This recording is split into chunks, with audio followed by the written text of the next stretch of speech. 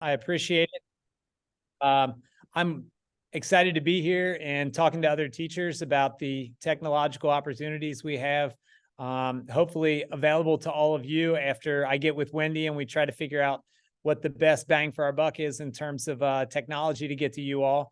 But yeah, we're talking about podcasting today. So I'm going to share my screen and give you all a little bit of background about me and why you're even listening to me in the first place. And what I have to give you all is hopefully more than just informational. Hopefully it'll be a little bit inspirational and getting you all to want to use this stuff in your classroom. As Jim said, I'm an educator at Fayette County Public Schools. This is my 20th year teaching high school English at Henry Clay High School in Lexington. And this is my 13th year teaching a broadcasting, TV, film production, media arts, those sorts of classes at the high school level. I want to say about 10 years ago now, we had a shift in focus from live video streaming of sporting events and the broadcasting class covering those sorts of things. And when we shifted, we sort of decided that podcasting was the next big frontier. Like, it was new 10 years ago. There wasn't, everybody and their brother didn't have a podcast, and everybody wasn't listening on their phones to podcasts and everything else. So it was sort of a leap for us, and we sort of built our own how are we going to use it type of model, and implemented it not just in broadcasting type classes, but have now permeated the different content areas and been able to use it in regular classrooms as well as the tech ed type classes. About 2016, KET came to me and asked if I would mind using my classroom as their model for their media arts library, their media arts toolkit. And so I've put that on here. There's about an 8-minute video as well as a resource, a couple different resources about how to integrate podcasts to a classroom, about how you might use it as a bell ringer to get them thinking about what different avenues are out there in terms of podcasts, like what they can consume, and then how you might want to use it in your own classroom, if that's something you want to do. In terms of broadcasting, I was in college radio DJ. You can look at me and tell that I grew up in the 90s and probably haven't changed my clothes or hair very much since then. But yeah, and I re-upped that role during COVID when they were hungry for DJs when all the students left campus here at UK. So that is my background in broadcasting, and it translates somewhat well to podcasting, as it's basically, as you're going to see here in a minute, radio on the computer. So that's me in a nutshell. I coach soccer here as well on top of all that stuff. And we've talked about incorporating podcasts into our athletic side as well to sort of keep people up, like a weekly or monthly sort of sports wrap, something like that we could put out to the school community. So these aren't just classroom things that you can do with this.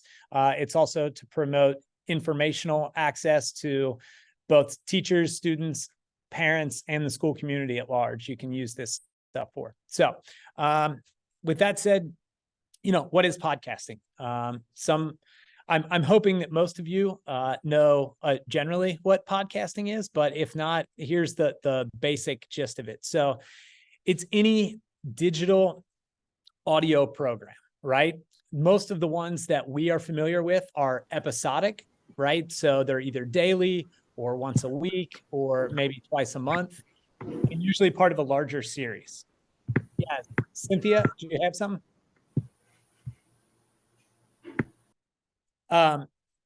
Their purpose and intentions range anywhere from educational to informational to self-help to pure entertainment, right? So, these are some popular ones that you may or may not be familiar with. I, again, am at the high school level. So when I'm introducing them to the idea of podcasts, if they don't know what these are, I send them in the direction of some of these things. My favorite ones are Stuff You Should Know, because the topics are all over the place and they can usually find stuff that they're interested in. But if you're interested in, and I didn't realize this was a history group, but my wife teaches AP European history and world history here at Henry Clay as well. So we listen to a lot of history podcasts on here in our family. And so I put a couple of those, Hardcore History, Malcolm Gladwell's Revisionist History. Those are some of our personal favorites. And then really, I would say that, the Serial podcast, which is an arm of NPR and All Things Considered, is what people got really hooked on, or got people really hooked on podcasts in the early 2010s. So around 2013, when that came out, a lot of people started to say, hey, what are these things? And then for all of us UK fans, if we don't have access to Kentucky Sports Radio in our car every day, or if we're teaching during that day, we can always download the podcast on there. So it's, as we said, radio on the internet, right? Or on a computer. It's episodes of things that are audio files that we can access pretty much anywhere, anytime, if we have access to the internet. Now, for our classes, if we're using them in a classroom setting, they don't necessarily need to be hosted on the internet, and I'll get to that part a little bit later. But what we're looking to do is create these digital audio files that can fulfill some role, some vehicle, some medium in our classroom that right now is stale, is boring, is not being met by traditional means. Hang on, I also, I teach serial, or at least parts of it, in my class. When we talk about persuasion, we break it down in terms of ethos, logos, pathos, the different types of ways they're trying to persuade us of guilt or innocence, and have them, write their own case for or against ad non Syed. So serial can be a really good teaching, not just in terms of engaging for them to listen to, but also a great teaching tool as well. Fantastic. Yeah, great use of stuff. Let's see here. So what are some of these ideas that I'm talking about, of ways that we can use them, not just to listen to and take up an entire class period, although that can be great, right? If you're teaching the American Revolution, and there's a great podcast that you found on Hardcore History about a story of the American Revolution that's super engaging and not really well known, those things can be fantastic to help supplement our teaching. Or sometimes, like a John Green crash course, a podcast can be just as engaging as we can be, as much as we might not want to admit that. But it can be just as engaging as we can be. So what are some ways that we can have students doing these things, not just having them listen to them, but creating these things and use them within the classroom environment? For English and language arts, for me, it always comes back to something, this sort of oral tradition that is thousands of years old, which is how we've told our histories throughout time, right? This idea of storytelling, getting people together. Well, we don't get together around campfires anymore, right? And we don't huddle around a radio anymore. So what is the way that we gather communally and can share these experiences? Well, a podcast, our phone, these things are one of them. And one of the things that we can allow kids to do if we have this technology in our classroom is to tell their own stories, that show us that they can analyze characters or choose specific details to get us to feel a certain way about a character, or create suspense within a narrative. Those things don't just have to be written on paper, right? When we tell stories, we do different things with our voice, and are able to add things on a podcast like music or sound effects to create these things that can push our feelings, our emotions towards a character or about a plot point or a certain setting that we can't just do when we write it down on paper without using a whole lot of words. Second thing, so we get away from the storytelling side of it, and this would be important to everyone, but specifically to history teachers, is documentation, right? We want a document, a record of what has happened, okay? So one of the things that you can do in a classroom setting is perhaps you're looking at a time period or a set of a time period, a couple of years. Maybe it is the buildup to the Civil War, right? And you're saying, okay, you are this politician, and I want you to document these 3 years, right, on air so that everybody that comes after you knows what these important events were and how they impacted you, right? So it's a living document of that time period. Now, fast forward, we can document the here and now the same way. If you're having them look at current events, modern history, you say, okay, we're going to do this same thing. The same way we looked at the buildup to World War I, World War II, let's look at the buildup to, I don't know, an election cycle or the buildup to something else. What are the important things that need to go in here? So it can serve as a living history document, right? That your class the next year, your class 4 years from now, those kids can listen to that, hear what they've created, and then do the same thing about the 9 months that you're with them in that school year, right? So it can act as a living history document and documentation of what went on during this school year. Or if you make it a project, what went on during a specific group of years in history. School news, right? So we have video news at our school, but sometimes, parents don't want to get on YouTube or they can't watch it in their cars. A thing that we've toyed with in the past is that we don't any longer have an FM frequency here at Henry Clay. For a while, we had one.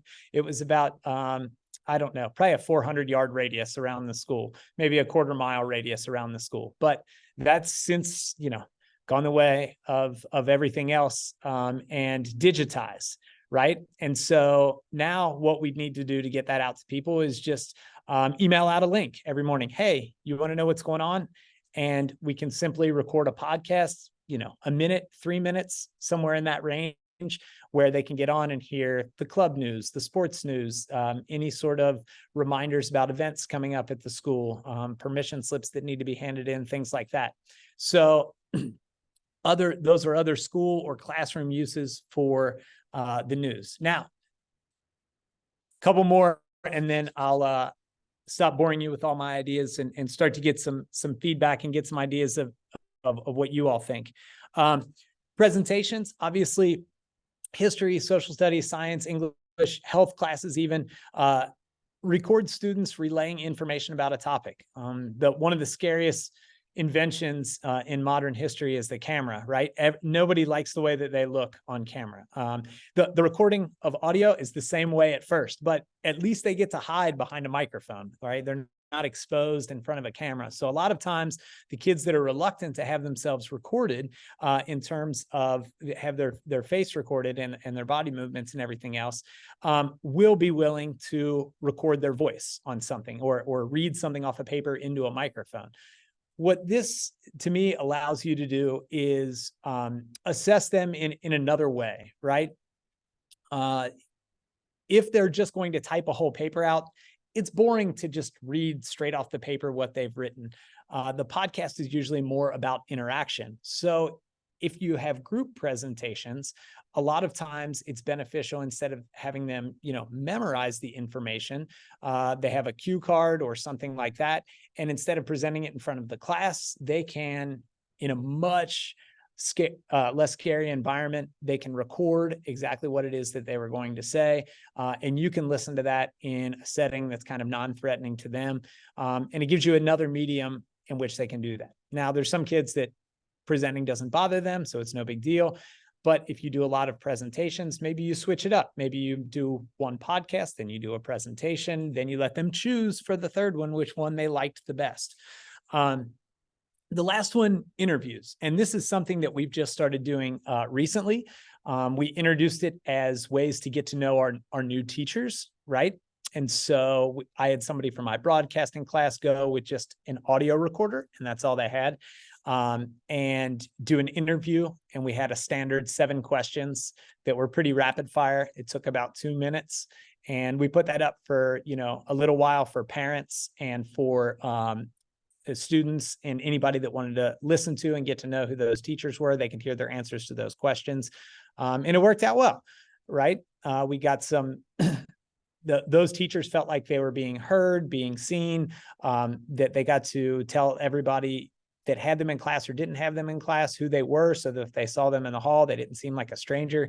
You know, in a school of almost 2,400 people, you can get lost in the shuffle pretty easy, not just as a student, but as a teacher as well. We used it as ways to highlight students of the month, things along those lines. But it doesn't just have to stop there. So again, if you're going back to the content of your specific class, maybe they're interviewing a historical figure. Maybe if they're in an English class, they're interviewing a literary character. And the answers to whatever questions your interviewer is asking need to come from how that person would answer those questions, how that character would answer those questions, or how that historical figure would answer those questions. All of these are alternatives to showing understanding outside of a traditional multiple choice test, short answer test, poster board in front of the class with a bunch of stuff scribbled down, which is probably either Googled or generated off of AI, which sometimes this still is too, but at least you get the personality and the voice, and them relaying that information with their own voice if it's not in their own words. So yeah, those are some of the ways, you know, that I've seen it integrated, or I have personally integrated it into my classroom or our school, and I've found it extremely helpful, successful, a great alternative for kids that are just not engaged.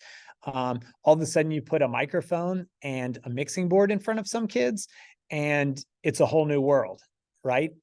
This is really cool. I could make beats on this. I could rap into this. Well, we're not doing that right now, but sure, if you want to come back and learn that stuff, you absolutely can do that.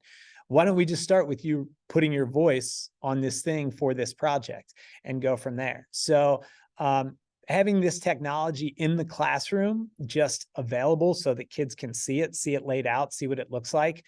Knobs and buttons are cool, right? Microphones they're cool. They're shiny and well, some of them are, not the one I have on screen right now, but they're shiny. They make your voice sound different, at least not the way you hear it in your head. And the programs that I'm going to talk about a little bit later allow you to do things with all of this that, you know, will really show them the possibilities when they get creative with not only their voice, but the voices of others, and how sounds can accompany voice and make for something really special. Before I get into sort of, you know, what does this mean for your classroom and how do you get started? Please, if you need me to slow down, repeat anything, or have any questions, if you all could just like stop me, put that in the chat, or tell me, keep going. You've got 101 on here, so I know somebody may have a question or a comment, and I know you're already sharing on social media about your excitement, as we all are. So if you have any questions, please jump in, unmute, let us know. There's nothing in the chat though, so I don't mind to keep going. I just I want to make sure that I'm not leaving anybody behind as I fly through this. I think we're ready to move on. So I don't see any chat or anything like that. So if something pops up, I'll unmute and give you a holler. Perfect. Okay. Well, so what are you going to need? If you decide that this sounds cool, this is something that I'd really like to try to introduce as a project to my class or somehow integrate into my teaching, what do I need to get started? Well, you can be as basic or as complex with this stuff as you want. Luckily, Fayette County Public Schools and the STLP, the Student Technology Leadership Program, give us $1,000 a year, so long as we use it towards student technology and learning.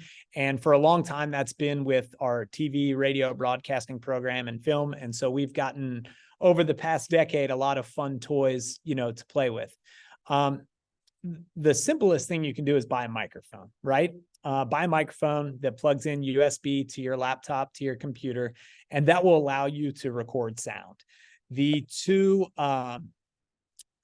programs, Audacity for PC and GarageBand for Mac, are both free software programs. They're the easiest programs to use. They record, a bar shows up. You can edit that bar. You can cut it in half, move pieces around. You can add in external sounds from that. They're both very user-friendly and easy to use. And free, which is the best part of it, right? So you're not paying for the software. So yeah, with a microphone and a computer, you can start recording stuff. Now, you're also going to want things like headphones, right? You aren't going to want to be able to hear as you record. You're going to be able to want to listen to the playback. So very bare bones, you're going to need a computer with one of those programs on it that's going to allow you to edit and mess with volume levels and add extra stuff in if that's what you want to do. You need the microphone and you need headphones. From there, it can, again, get more fun, more complicated, depending on how you want to look at it. If you want to have more than one person speaking, sure, they can share a microphone. If you want multiple microphones, multiple audio inputs, then you're going to need more equipment. You're going to need something that's going to allow you to bring multiple sounds in, which is usually a mixing board. All right. Mixing boards can go up to, 128 channels, which would be those big decks that you see in a studio where people are recording music, where it takes up the entire interface, up to like 4-channel mixers, right? So you can get some that are made to plug in a guitar or a couple of microphones, and those run relatively cheap if you're trying to upgrade and get a second microphone and maybe some outside sound and things like that, like not necessarily live music, but music from your phone or something like that put on there at the same time. A lot of the post-production programs, like the two that we talked about, GarageBand and Audacity, they're going to allow you to bring in sound as well, although it will mostly be sound that is generic. Maybe they'll have 3 or 4 options, or you can go to a website that has rights-free music and download that stuff. But if you have any sort of audio mixer where you can bring in multiple sounds, you can create that stuff if you want to. Or you can pipe it in from your phone. Just know that there are copyright things that have to be abided by if you're going to publish it anywhere outside of your classroom. Then you'll have to abide by some copyright stuff. That's for a whole nother podcast way down the road, once you guys are already recording stuff. And then finally, if you have multiple people speaking, you're also going to want to have multiple people listening, and that means multiple headphone outputs. And so you'll probably need a headphone amp. Those things are relatively inexpensive when in the grand scheme of things. And I've got a nice sort of no budget, low budget, medium budget, high budget article at the very end of this PowerPoint that I'm going to send to everyone. And I'll give you all access to all this stuff. But yeah, it gives you an idea of what your possibilities are, how you can start, how you can add on. The one thing that I would say is don't skimp on your microphones. If there's anything that I've learned over this 10 years, it's that cheap microphones sound crappy, and there's no way to fix a microphone that sounds bad in post-production or anywhere else. So yeah, if you're going to splurge a little bit up front, the splurge should be on getting 1 or 2 good microphones in order to, holy cow, there's like 9 things in the chat now. Yeah. You've got some great questions here. Brandy asks, my question may be answered later. What special permissions do you need for students to participate and be available to other people? So a pretty generic form can be made up, and I can sort of mock up what I use for my broadcasting class and send that out to you all. Of course, they're being recorded video, and that's being sent out on YouTube as well. So they've got to have certain permissions to be in that class. So, but it would be a pretty simple permission slip, just saying that we're going to do this project. You can always have an opt-out where basically you just have a local recording of it on your computer, and it's not getting published anywhere. It's not getting anywhere where somebody can get on iTunes or SoundCloud or anywhere like that and just find it. So in terms of that, there's plenty of workarounds. A permission slip, a simple permission slip, should do pretty well, and just say, hey, we would like to put these out. Is that okay with you? Yes or no? And if it's not, then you just keep it locally so that you can grade it for your class. And if they say it's okay, then you publish on whatever your hosting service is. Right. And I actually get to that a little bit later on. That's the next stage of how much we want to pay is hosting. Okay, let's see here. You got a couple comments about fifth graders would love it from Katie, and then Marissa asked about using a language arts setting, and then I know there's 5 more. Let me catch up here. I was trying to get to Brandy's first about questions with Chromebooks usage. So here's what I would here's what I would suggest when it comes to, I would have a computer, maybe a school computer, where you could always have them record, almost set up like a table with like a station in your room where you have this set up if you're going to do it for, the duration of time that you're going to do it. So if you're going to record them for a couple days or a week, I would set it up and try to have it on a teacher managed computer, not have them recording it on their own. That way the equipment isn't getting moved around from one kid's Chromebook to another. A school Chromebook, yeah, would be fine. I would have to look into the how much storage space locally is on a Chromebook. Otherwise, it would get stored as an MP4 file on your Google Drive. And I don't know if either of those softwares have apps that are compatible with Chromebook. So I'd have to look into that a little bit more. So I'll make a note of that and try to email that to Wendy and get back. In terms of a headphone mic combo, yeah, that's what we used at the very beginning, because that's what we were using when we were doing live sports streaming, is the single earpiece that wraps over with the mic piece right there.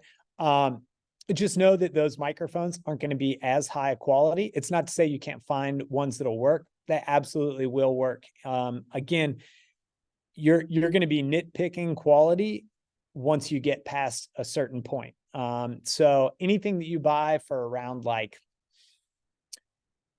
under $75 is going to be of a lower quality. And then anything from about $75 to $200 is going to be the next level of quality. So you're probably looking at condenser XLR mics for that higher range versus just a standard microphone that's not going to basically cancel out any excess noise. And it's going to pick up noise in a different way, which is going to cause for more pops and hisses and breathing and things of that nature. And the ability to control those the high, medium, and low ends in those lower end microphones. I know this is technical jargon and you're probably like, I have no idea what he's talking about, but the ability like on a mixing board to control those the high, medium, and low end sounds will be much more difficult with the cheaper microphone sets. But I'll try to compile a list of just, if you're going to go with the headphone mic combo, these are ones I would suggest. If you're going to go standalone microphones, these are ones I would suggest. And like I said, I have an article linked at the end of this PowerPoint presentation, which will get sent out to all of you. That is, it's a nice article about no budget to high budget podcast setups, like initial podcast setups, depending on what your budget is. So, and I will say really quickly, Jason, that Wendy went ahead and placed an order on the microphone that you recommended today.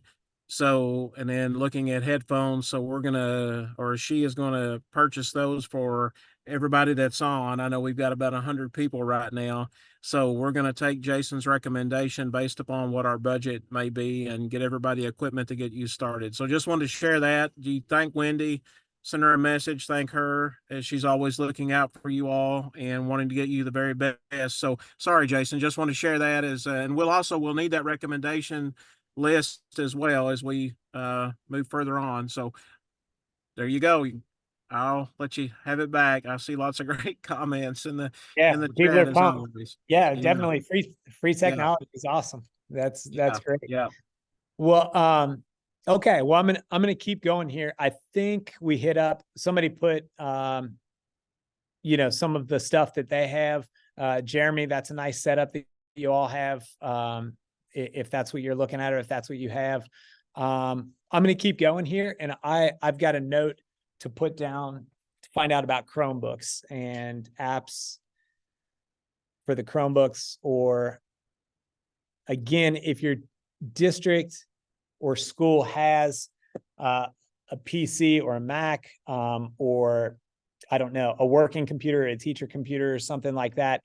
For me, it's always worked best to have all the equipment stay instead of moving it around from people's laptop to laptop. And like, it saves a lot on the connections, right? Of things getting pulled in and out, and stuff lasts a whole lot longer if it's not moving all the time.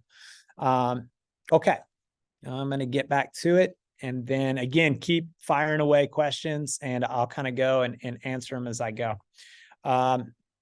Okay, so software. I talked about GarageBand and Audacity. Here's just some screenshots of both of those. They're very similar if you've used any video or audio editing equipment. It's a linear model where it just records in a line straight across. You can cut it up. You can zoom in on it and find where places, one of the things when I started to record podcasts on my own, because I was like, I have to learn how to do this if I'm going to teach it. And one of the things that I found out is that I say a lot, and I say a lot, and I say like a lot. And so in doing that, I would try to be more conscious of it. But when I wasn't, it was annoying to listen to on the feedback. So you can go back in here in post-production and edit those little spaces out, and it's seamless. You can't tell at all. You can match up, right, where the air is dead or where your voice is peaked, to splice things together. It's actually a very, very user-friendly model on how to, or user-friendly piece of software that allows you, both of them, that allow you to edit stuff after the fact really easily. And I deal with high school kids, so language is not always appropriate. Things slip out.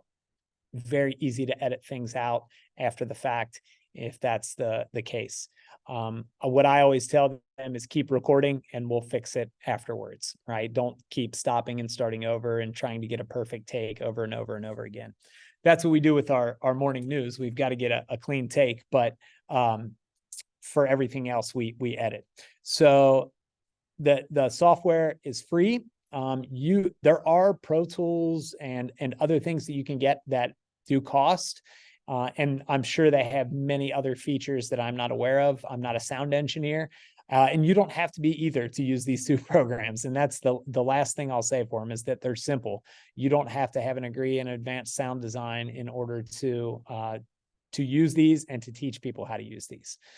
Okay, let's keep going. So that's our setup. In our back room here, yes, we have, again, this is years and years of stuff built up. So we've got a Mac Mini. We've got these two Rode mics. We actually have three, but it's only set up for two right now because there was only two people doing it. We've got up to 6 people can be listening at the same time. There's plenty of inputs on this board. We could have up to, 6 or 7 inputs just in this could be used for a band if we needed it to be. And actually we've had choir and guitar students come in here and record on this setup before, and it works well for that stuff as well. So yeah, let's see here. So you've got the equipment because Wendy's going to buy it for you. And how do you get students started on this? So this is, I will say, the area that probably brought me the most frustration early on. I'm like, we have all this cool stuff. Why can't you just go make something cool like I listen to on, iTunes? Why can't I do that? Right. So a couple of things, like anything, right?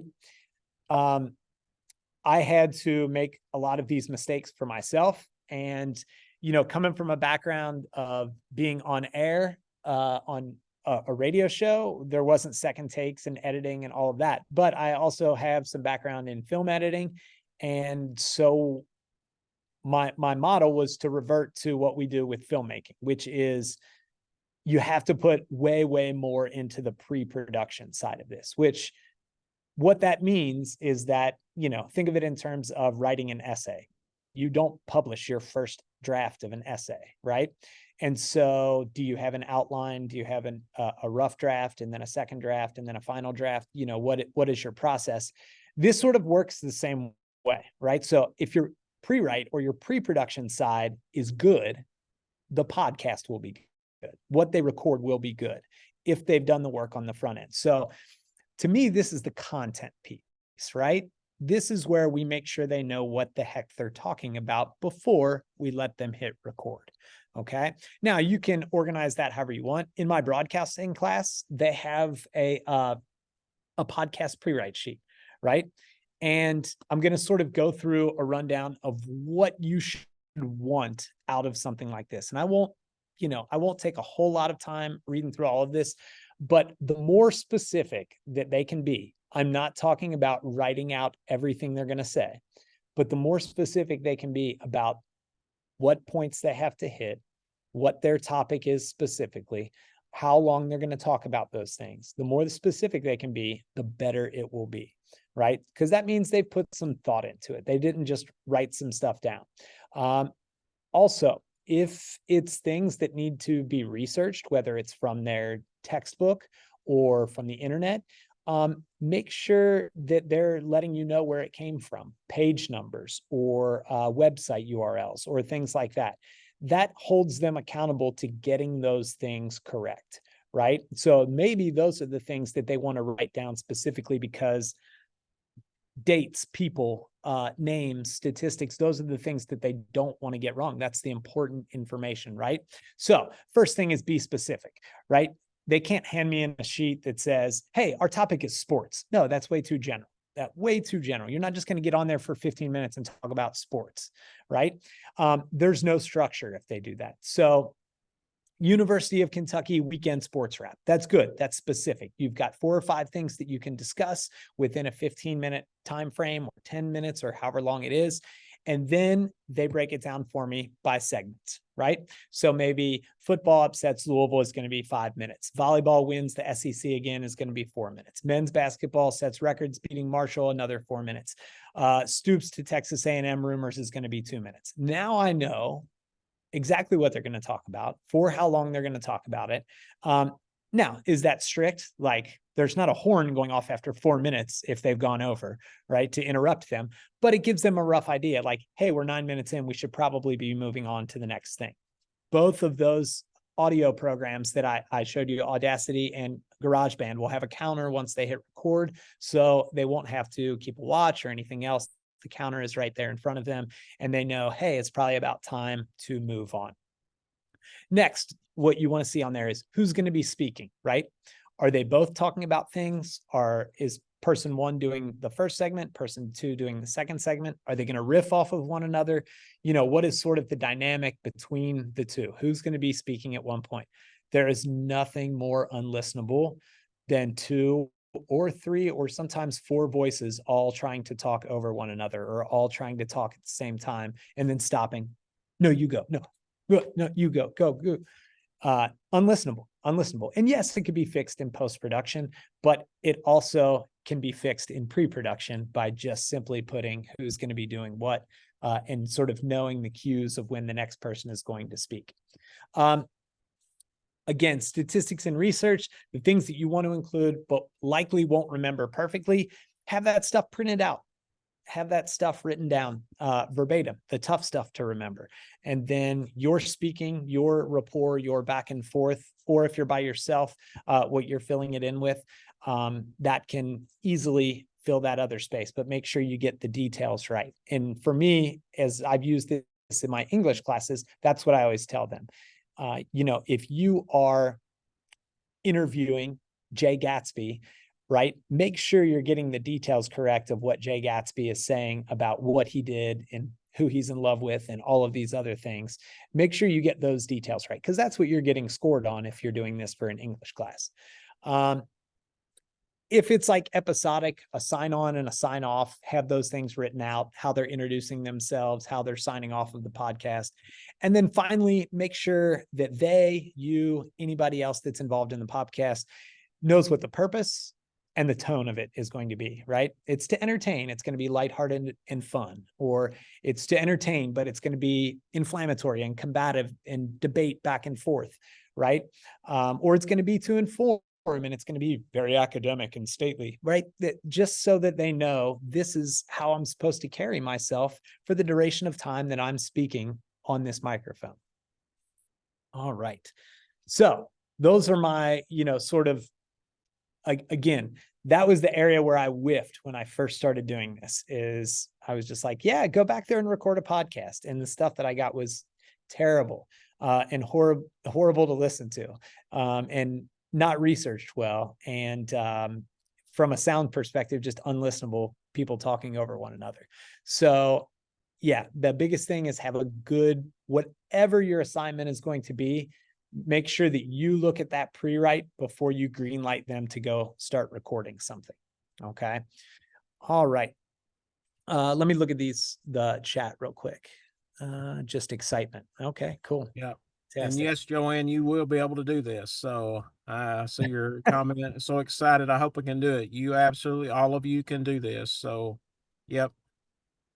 Yeah, that's the other thing that I will say is that, hopefully these missteps that I made 8-10 years ago, and that we've worked out in this last modicum of time leading up until now, hopefully that these are good tips that help you all to not make those same mistakes.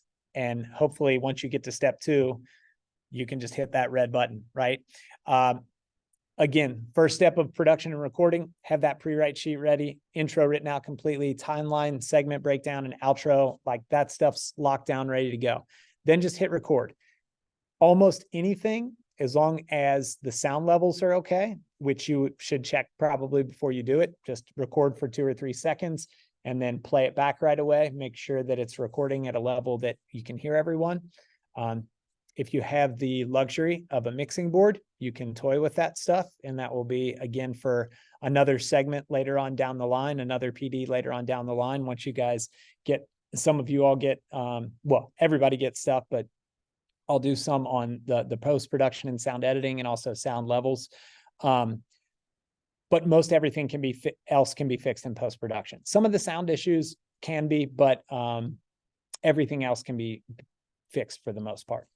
Then you hit record to stop. I mean, that's, I can't be any more blunt. That's how easy it is. You just start it and stop it. Just like we had a tape recorder back in the day. It works the same way. You record and then you hit stop, and that's it. So then we get into the fun part, which is post-production, right?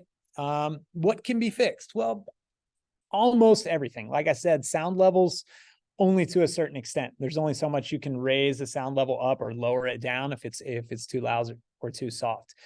So that can be a pain if you don't take care of that beforehand. And that really is person to person. You can tell them how close to the mic they need to be, but everybody's volume is different. So you kind of have to tweak that a little bit and encourage them to get a little bit closer to the microphone and have your, Lysol wipes ready for after they're done to wipe the microphone off for the next person and everything else. But what else can be fixed? Well, verbal miscues, long pauses, the ums, the uhs, the likes, unless 2 people are speaking at the same time, in which case you'll just have to edit stuff out. But all the cool things that you then can do, add in music, add in sound effects, bleep things out, or just cut them all together. Add in a sound clip or interview recorded at another time or on another device. All of that stuff, very easy to drag and drop into a podcast on GarageBand or on Audacity. So if you had an interview that you recorded a week earlier and wanted to drop it into that final project, it would be very, very easy to do in this post-production. And so you can combine things that you've created to make, sort of a larger sample size if this is something you want to do unit by unit or once a semester. And it lends itself very much to not just collaboration, but to anything where you're building upon, right? So I'm trying to think up a good example from history. I remember my my world history class from my sophomore year of high school. I went to Covington Catholic High School up in Northern Kentucky, and we had to get 100-foot roll of butcher paper, right? And we had to draw a straight line down the middle, points off if it was not straight, on a 100-foot roll of butcher paper. And we had to do a timeline where every foot represented, I can't remember, 100 years or something like that, with every Eastern dynasty, with every civilization, with every,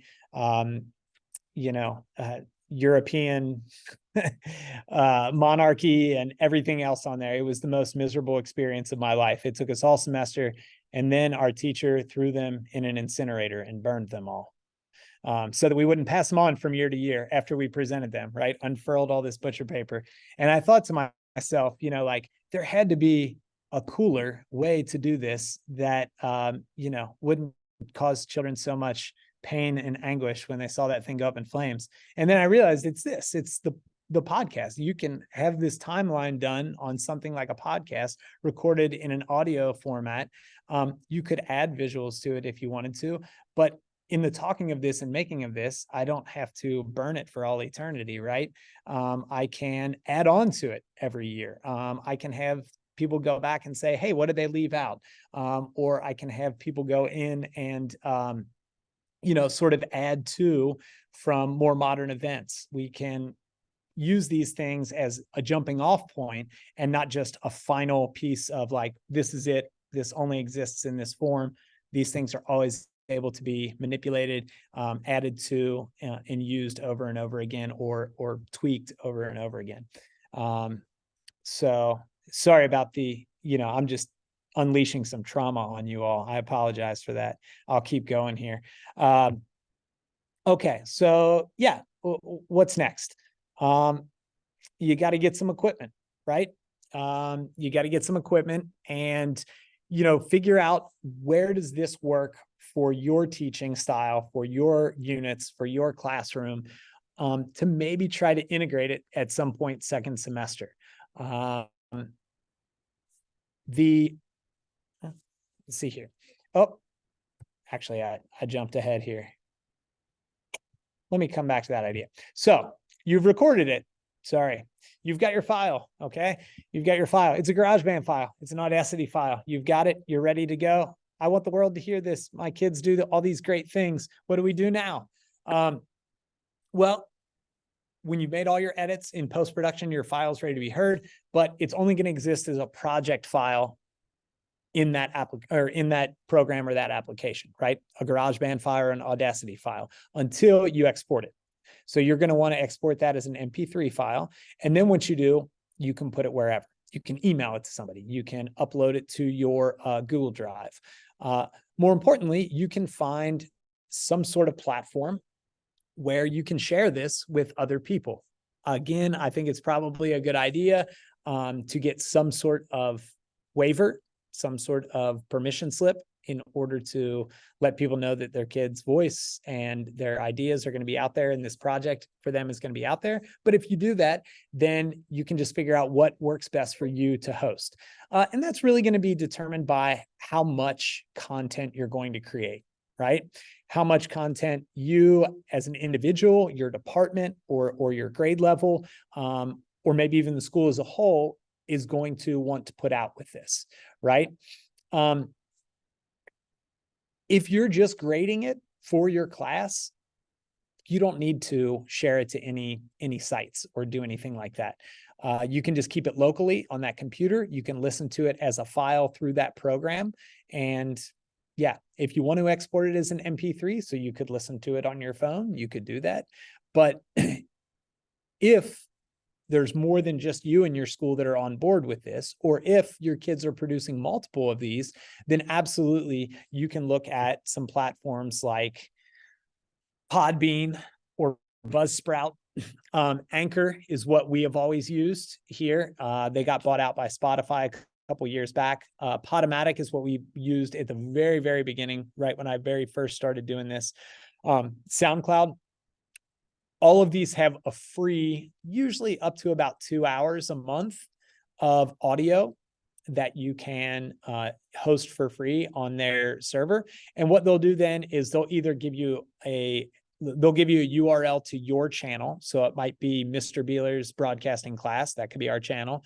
And anything that I publish would be in there, and you could see all of mine. When you click on it, it would just be all of mine. So just like if you went to KSR and you clicked on iTunes and typed in Kentucky Sports Radio, all of their episodes would be listed. It would be the same thing for any of these services. So once you had that link to your specific class or your specific, whatever you're naming your specific podcast, then each episode would be listed with details. Maybe you have the kids that did it, what they titled it, obviously when they put it out, how long it is, those sorts of details.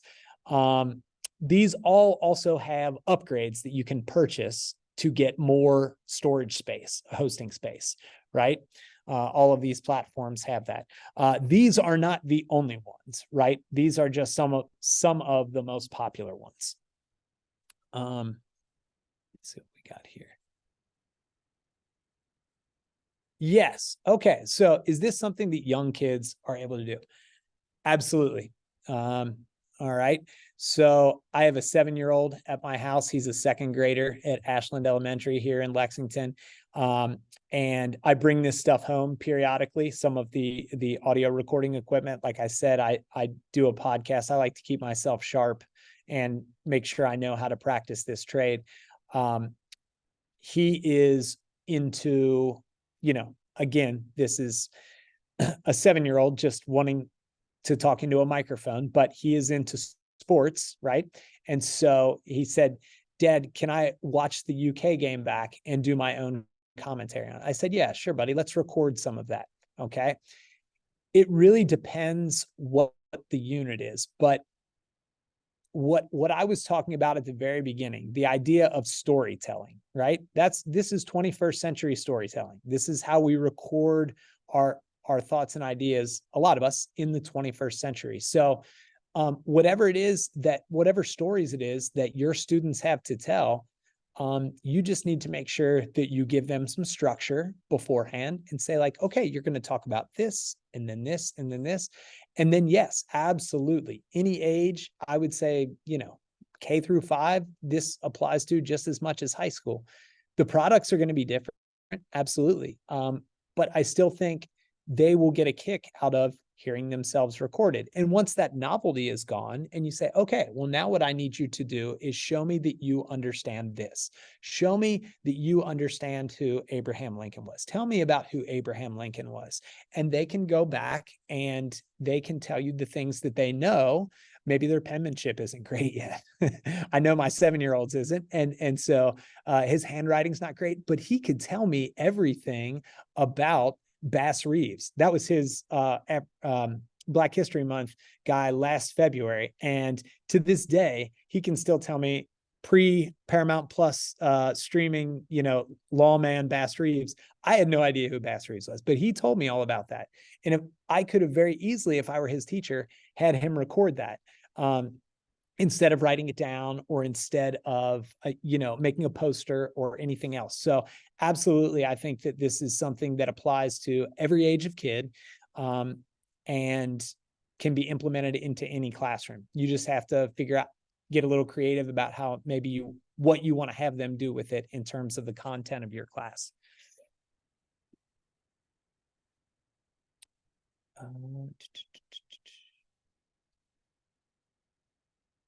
Okay.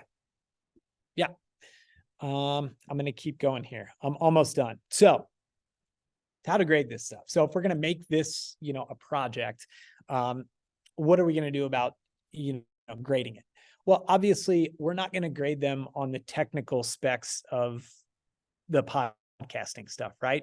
So like for my broadcasting class, yes, I absolutely do that, right? It's not just what they're saying, it's how good it sounds, how professional they are on air, those sorts of things. But for you all, this part on the left is really what matters. And that is the podcast is the vehicle to disseminate the information, right? To weight the grade heavily on the content side, not how good it sounds, not whether or not they were giggling, right? Obviously, if they're giggling through the whole thing, you can't exactly grade it. So there's got to be some, some level of professionalism in there. But you're really looking to grade it on the information that they give to you, or how well, how well they argue their side if they're debating something, how well they capture the essence of the character if they're breaking down a character. Whatever it is you're having them do, the grade should be based on the content knowledge in your specific content area. Did they convey the information, show understanding of the material? Did they speak clearly and organize it in a way that made it easy for the audience to understand?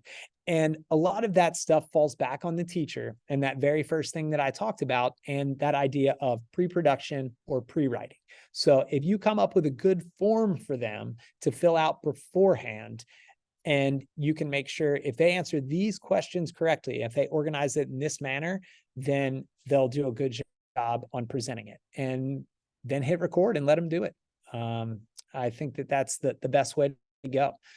If it is a more tech savvy class, and one of the things that you're trying to teach them is the technical side of it, then you add in those things like, how does it sound? Are they incorporating sound elements into it, right?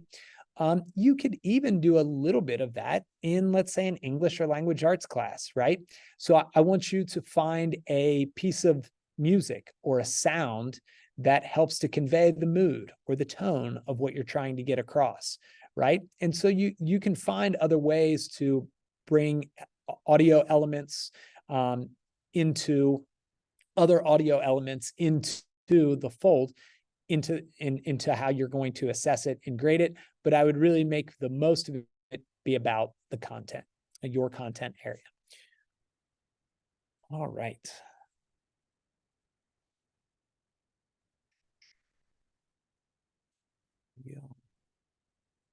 Okay. That's about it for me. Let's see what oh, wow. I did pretty darn good. All right.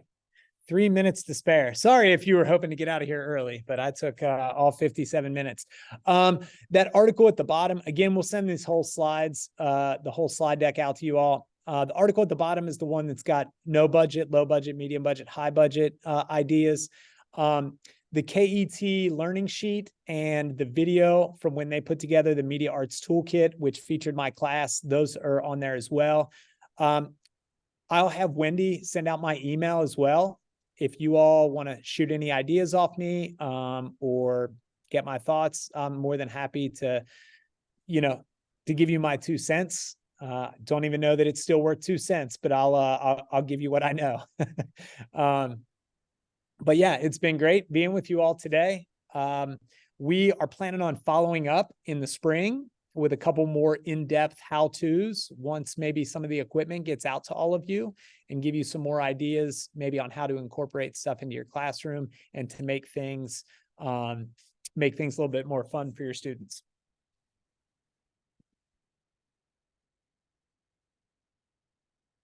All right. If you have any final questions, you can put them in the chat. You can talk them out loud. I'm happy to engage any of those. Otherwise, have a great night, and thank you very much from me and from Boris right there. Boris, that's Boris. All right. Have a great night.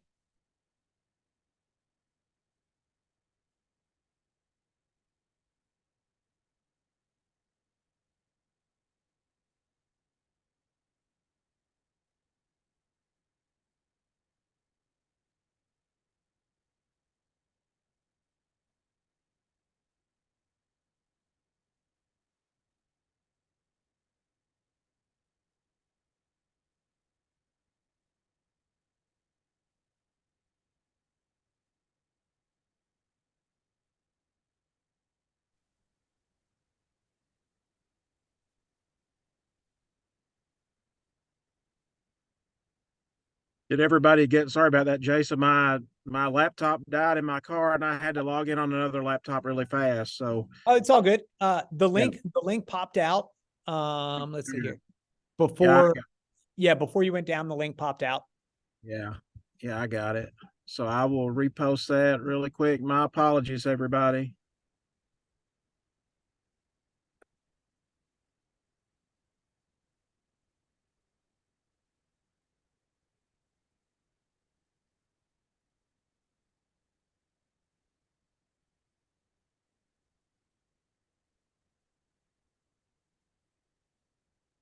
Somebody asked for the link again. For the evaluation. Yeah.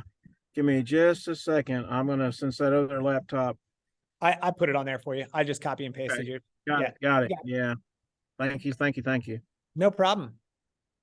I see a lot of people are leaving. Jason, thank you so very much. No And we problem. look forward to seeing you again soon. And everybody, you all give Wendy a shout and thank her for, purchasing podcast equipment so you all can get started and get rolling. And we want to see you get this done as always. And you all do such a phenomenal job. So I'll stay on as long as we need to. If you all have questions about recharge or KEDC or KEDC grants or anything we can help you with personally or professionally. So yeah, Jason, great session. Great. Yeah, I'm running it back again next Monday. I think we got another group coming in next Monday and we're going to do the same thing. So tell anybody, if they got on late or only caught some of it and want to come back, it'll be the same thing, but that's it. Got it. Yeah, All right. we'll see you for sure with Hero and Renaissance next week. Be social studies teachers again, and then you'll have arts educators in that group. So Okay, great. All right. Well, that was thank you fun. so much, Jason. See you soon. Yeah. Have a good one. Bye-bye.